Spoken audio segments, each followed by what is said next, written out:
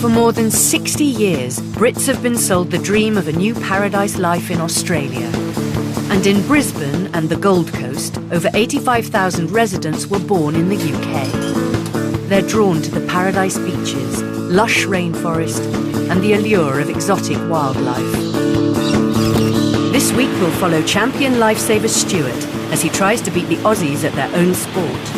Yeah, it was pretty hard, wasn't it? We'll join plant expert Frank in the rainforest. Beautiful markings, massive big claws. And meet Lorraine, who's looking for a holiday lifestyle in Australia. We are professional sunbathers here. And we'll find out if they can really find paradise down under.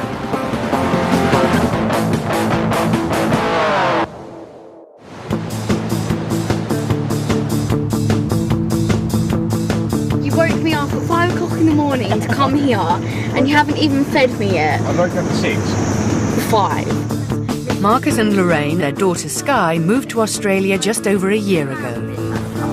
And the beaches. Look at the beach. Wow. It's 8 a.m. on Sunday morning, and the family are meeting some fellow newly arrived Poms for an Aussie breakfast barbecue on the beach. Yeah, we were starting to panic. We didn't think Marcus was actually going to find the Barbie. It's beautiful here, though, isn't it? If you were in the UK and you had these sort of facilities, they'd be vandalised or trashed and that, where I think because everybody lives outdoors here, it's people appreciate what we've got on offer, so you do look after it. And the good thing is the men have to do the cooking because it's cool. It is a barbecue, isn't it? So us women, we don't have to cook. It's all for the men. But They can't.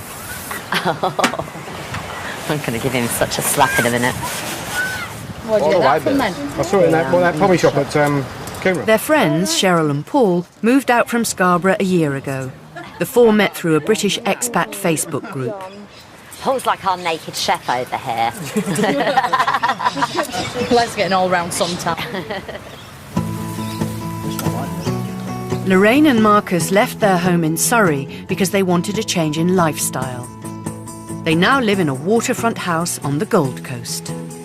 So this is where we chill out at night and have our TV, English TV programmes. We're still addicted to them, which is really, really sad. So yeah, this is our shady area. So this is where us girls, we'd be out on the deck overlooking the river. And what we do is we move our sunbeds around to face the sun, because sunbathing is actually an art. It's not just about laying there, you do have to move. So when the sun's like moving, you turn your sunbed round, otherwise you'll get stripy lines on your tan. So we are professional sunbathers here. And of course, loads and loads of cream, because otherwise you just peel and you have to start all over again. This guy's struggling, look. In Australia, Marcus works as a builder and Lorraine an accountant, just as they did in the UK. But here, they're over £10,000 a year better off. Yummy, yummy. Back home, we worked to just pay our bills. We were paying off the mortgage, the shopping bills, the petrol, everything. You know, me and Marcus both run our own businesses, but we were literally surviving. Come the weekends, we couldn't afford to go off and do something. Here, you work really, really, really hard, but come the weekends, you can afford to go and do stuff. That's the huge difference, I think, here, is your quality of lifestyle. After the barbecue, as the day starts to hot up, Marcus leads everyone on a walk. It gets a bit boring. It's too hot to do this much walking. The Australian lifestyle isn't for everyone. 1 in 5 Brits who move down under don't find paradise and return home. So the family has given themselves a year to decide if Aussie life is for them.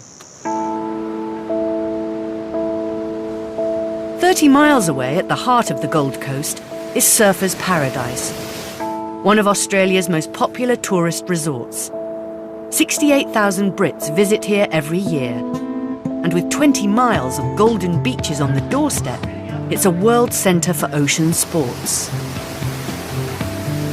One of the toughest beach water sports is surf lifesaving, a fusion of Ironman events and lifeguarding skills. Becoming the national champion in this Australian activity is a Herculean achievement. And for the last 2 years, a Pom has dominated the sport, 31-year-old Stuart Snell. His first challenge today is to pick a route through the surf for the swim race. I think the rip's pretty much straight off the line, so I'm probably going to go straight out, and then it'll just be where we come back in, really. That's me, so I'm going to go to the line. It's the Queensland State Final, and the opening event is a 500-metre swim. Face the water!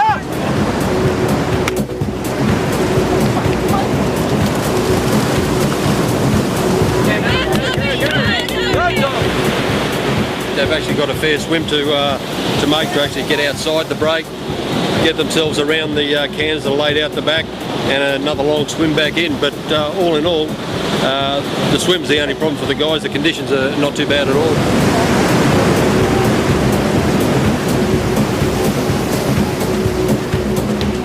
In the scorching heat of the Gold Coast, cooling off in the sea seems enticing, but the pounding waves can be fatal. For over 100 years, Australia's strongest swimmers have volunteered as lifesavers, tackling the dangerous waters to rescue swimmers in peril.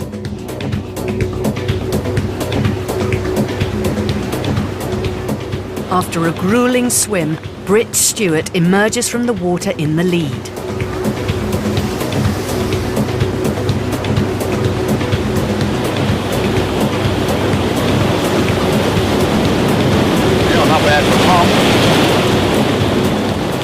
Stewart has won the first event, but with 5 more to go, he still has a challenge on his hands. Yeah, it was pretty hard, that was it. Stuart Snell, Northcliffe, open. He's not just the Aussie champion, he was also a champion in the British surf lifesaving team. I actually was in America with the World Championships with the British team in 2002, and I met a few guys. They said, "Oh, come over to Australia and train over here. We've got the best beaches in the world and all this," and it sounded good. So, sort of packed my bag one day, bought a plane ticket, and came out here. And literally just rocked up at the surf club with my bag and my board under my arm, and said, "Have you got somewhere for me to stay?" And they put me up, and yeah, that was about 8 years ago now.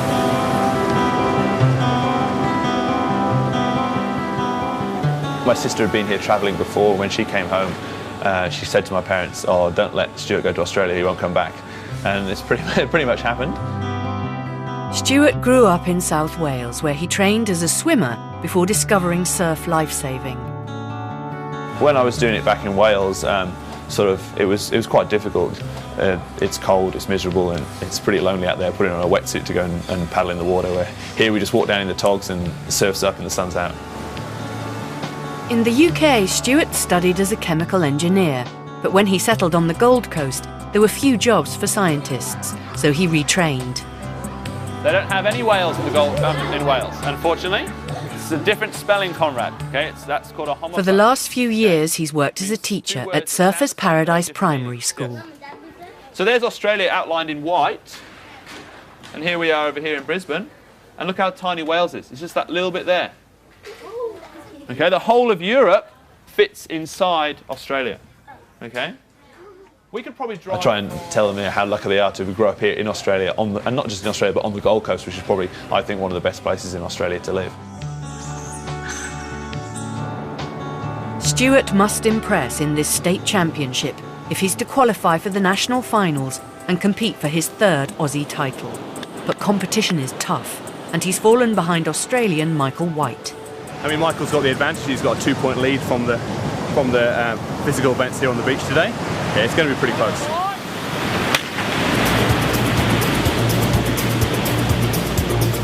It's not looking good for Stuart's title hopes, but there's still another day of competition ahead.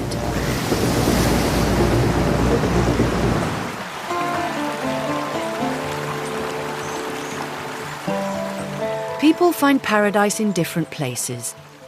Just 12 miles inland from the high-rises and bikinis of Surfers Paradise lies another world entirely, Queensland's subtropical rainforest. It's home to over 1,300 native Aussie creatures and 1,700 types of plant. Irish expat and plant specialist Frank McGrath works with a team of bush regenerators to restore areas of damaged rainforest and preserve flora and fauna.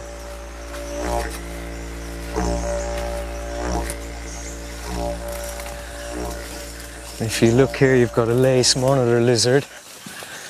The first thing they do when you disturb them is they run up a tree. Beautiful markings on them, massive big claws. It always reminds me of like Aboriginal paintings, Aboriginal design.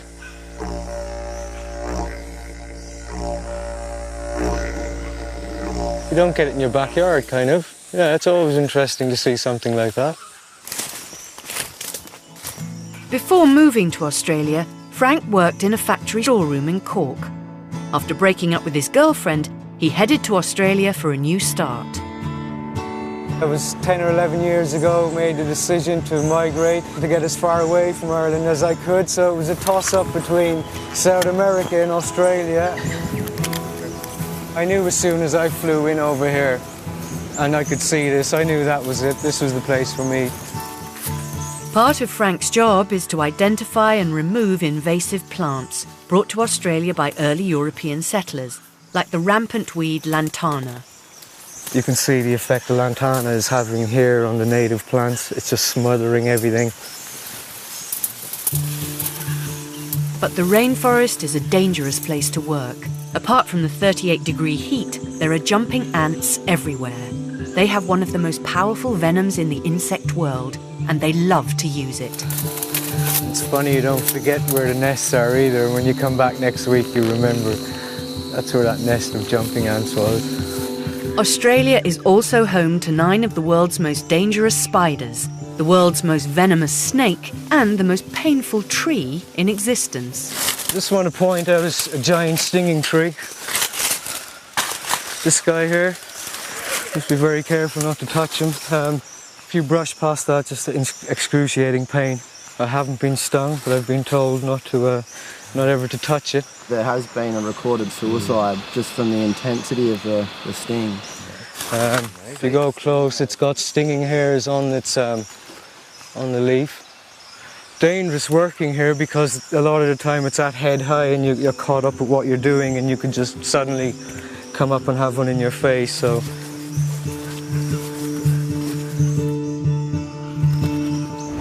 Altogether less painful is Lorraine's need to find a quiet spot for Sunday afternoon on the beach.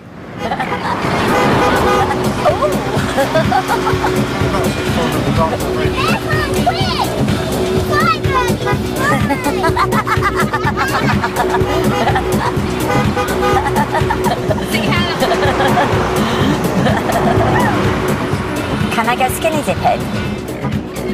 With 18 miles of golden sands to choose from, they find a private place to park up.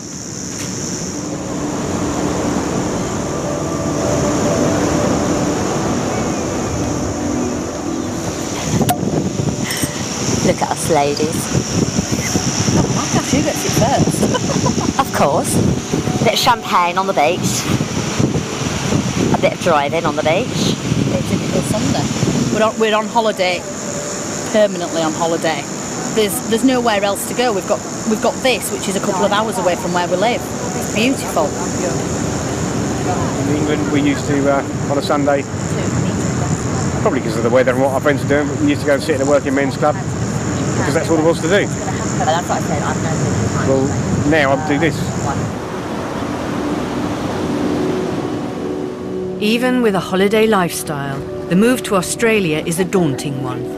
Lorraine and family must still decide if they'll spend the rest of their lives here.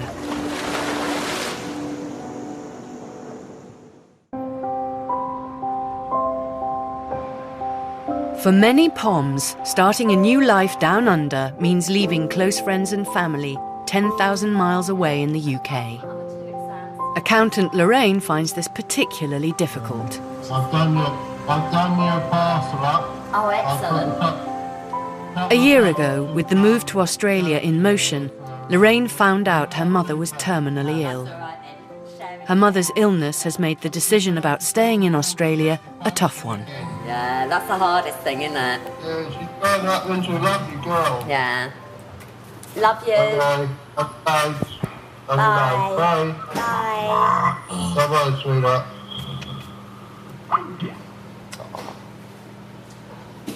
See, that's hard. That's not nice. this is the harder side of living out here, is having those conversations and just missing them. Do miss them.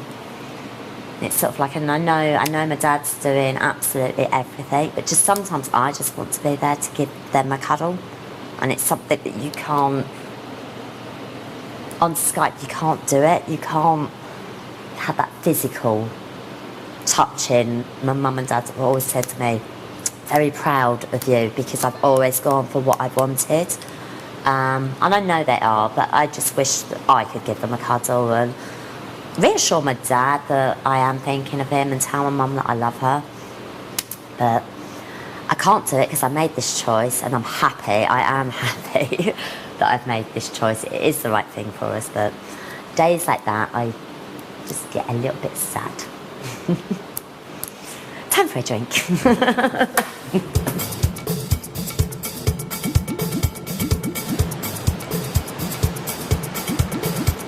It's the final test of the Queensland Surf Lifesaving Championship, and Welshman Stuart Snell is fitting in some last-minute revision.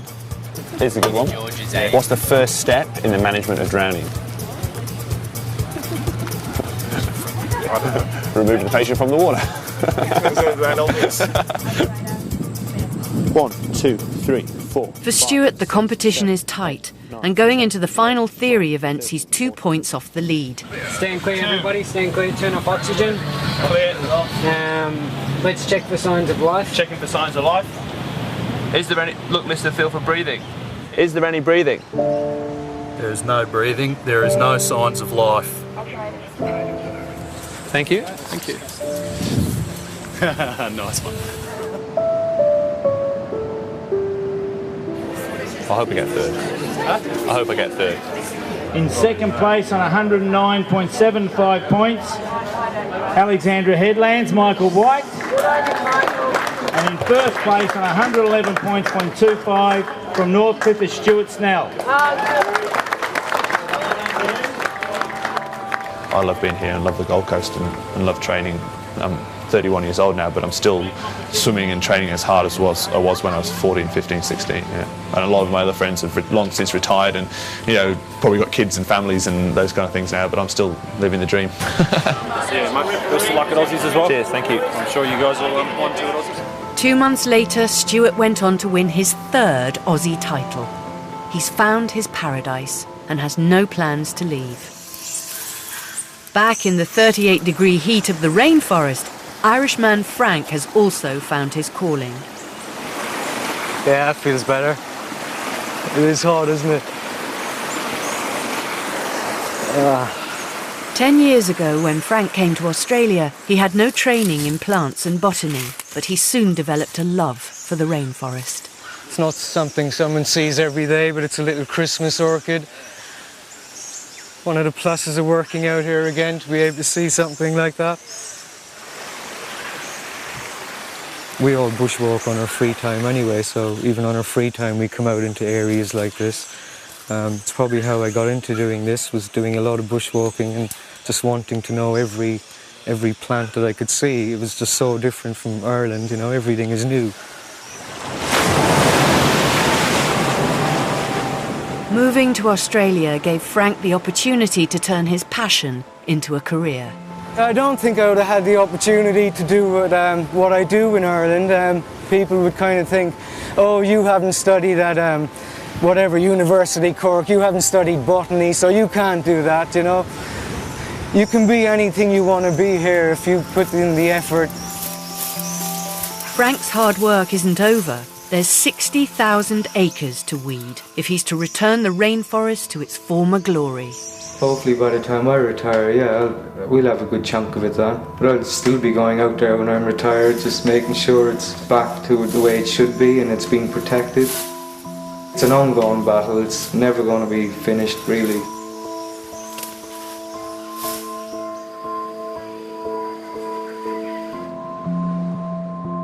Having completed a year in Australia, Lorraine and Marcus and daughter Sky have come to a decision about whether they want to stay. I know that Cheryl doesn't like it. The idea was to come out and have a minimum 12 months, see how everybody felt, did they like it, was it what we wanted to do? And we're still here. I do want to be here. Like, I did regret it when I first came here. I was like, no, I don't like it. I want to go home. And then Mum and Dad said, stay a year. If you don't like it, we'll send you home. But now I've been here a year, I do love it, and I don't regret anything about coming here. Yeah. Me and Sky both said we would like to go back to the UK for a visit. You know, save up some money and have a holiday. And Mark's going, nah, it's too much in Australia to see first. Yeah. How would you like to spend 14 nights in the beautiful Gold Coast of Australia? We'll be sending one lucky family of 4 off to stay in a gorgeous beachfront apartment in Surfers Paradise. You'll be sent on an exciting outback adventure, get up close and personal with the animals at the zoo, and be given £5,000 spending money. To be in with the chance of winning this trip of a lifetime, all you have to do is answer the following question. What is the famous landmark in Sydney? Is it A, the Eiffel Tower, B, the Opera House, or C, the Statue of Liberty? To enter, call 0901 29 39 123. Calls cost no more than £1 and 3 pence from BT landlines. Calls from other networks may be higher and from mobiles will be considerably more. Or text A, B or C to 88444. Texts cost £1 plus 1 standard network rate message. Red button viewers can enter by pressing their red button now. You can also enter for free at itv.com. Entrants must be 18 or over and lines close at 10 a.m. on the 20th of July 2011. Entries made after closing time will not be counted but may still be charged. Next time, it's all in a day's work for paramedic Jane as she hits the beach. What's your name? Just give my hands a squeeze. Yep, cool. And they feel all normal. Meter maid Zoe struts her stuff on the Gold Coast. You got it? Thank you. Perfect, thank you.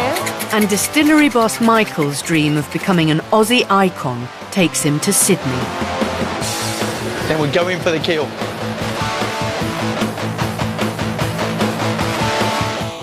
Join me for the National Movie Awards live from Wembley with wizards, pirates, sports stars and exclusive performances from JLS and Take That. That's all coming up next.